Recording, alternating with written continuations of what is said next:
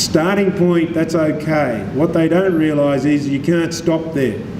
Sure, identify a gap because that's linked to the novelty and what's new, but we need to push them further than just saying and justifying their research as, I found a gap, now I'm going to look at it.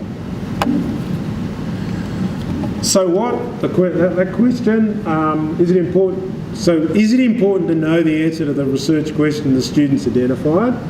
Now here's two new ones that I want to pose to you as trainers to think about. Are we told to whom will it be important? So which stakeholders are most likely impacted by this research?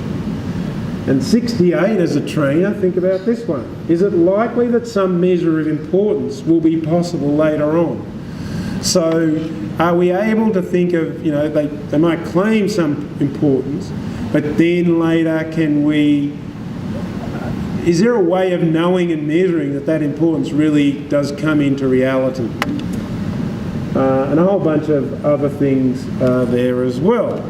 So the theme I then developed in putting these slides together, well, here's another mini pitch. And these pitches are getting more challenging because you've got less things to refer to. So this is what I call the narrow why pitch. Okay, this is now, so when we had the first four items, that was like motivating at the big picture why. Now it's the narrow why. So when we look at items H and I and these two key questions, as trainers, are we convinced about this narrow why? Why is it worth doing this? It's got to have novelty and it's got to have meaning and importance. And will it start a meaningful conversation? All right, so we can see a lot of green here because I got really quite into, and I suppose reminding myself of a bunch of things I say at a lot of talks around the world that haven't been reflected in this pitch E queued version. So apart from the first one, which was largely already in that version, so how persuasive, credible is the claimed primary source of the contribution to the relevant research literature, we've got these new ones that I want to suggest to you as trainers to think about. So how reliant is this contribution that's been written? How reliant is it on just saying it's new? Is it too reliant? And my experience is a lot of students just think all I'm going to do is repeat the what's new bit. And to me, I sort of understand that they're missing an opportunity here. The next one's related. So how reliant is it on the so what question? Because if they're not repeating the new bit, then they're going to repeat why they think it's important. And they could possibly be too reliant on that here. So number 77, does the claim contribution written by the student blend the narrow what's new and so what elements? So that I understand, and that's, I've always argued it should be doing that. The contribution piece should blend those new, what's new and so what, the narrow bit.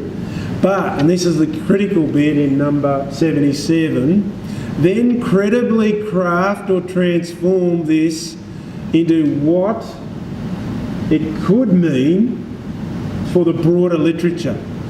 And to me, that's now pushing really hard and really challenging to, it's not only the narrow what's new and so what, but what can it and could it possibly mean to the broader literature? And so it's moving beyond that narrow focus of the novelty and the importance to the bigger picture importance, if you like. And following on from that one, number 78, again in green, so this was a benefit to me in saying I want to do the trainer session. Following on from that point, does the claim contribution help shape a real platform for future advances in knowledge? And I think those papers that we've read as researchers in our careers, those papers that we really feel are ones that influence us, do exactly this. They set a real platform for advances in knowledge. Moreover, number 79 really tries to drive home this point, and this is super, super challenging. So master's students would absolutely struggle here, PhD students also, but we've got to set the challenge. As reflected by the answer to J, is the proposed work that they would like to do part of a living research ecosystem? I picked up this jargon around the place, and I wanted to use ecosystem, but I think it sort of works, and hopefully you understand what I mean here. So in brackets, i.e. the piece that they're putting forward is not terminal in nature. So